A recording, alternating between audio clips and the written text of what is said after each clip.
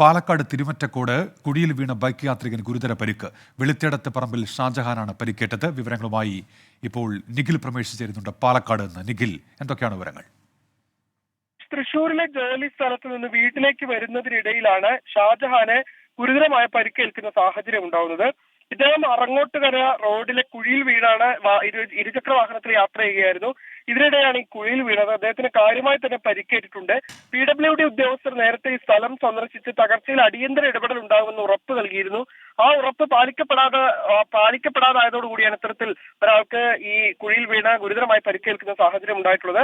വയനാട്ടിലേക്ക് പോവുകയായിരുന്ന മറ്റൊരു വാഹനത്തിലെ യാത്രക്കാരാണ് ഷാജഹാനെ ഈ കുഴിയിൽ വീണ് കിടക്കുന്ന നിലയിൽ കണ്ടത്. ഉടനെ തന്നെ അവർ പട്ടാമ്പിയിലെ സ്വകാര്യ ആശുപത്രിയിൽ പ്രവേശിപ്പിച്ചെങ്കിലും പരിക്ക് ഗുരുതരമായതിനാൽ തൃശൂർ അമല ആശുപത്രിയിലേക്ക് മാറ്റുകയായിരുന്നു.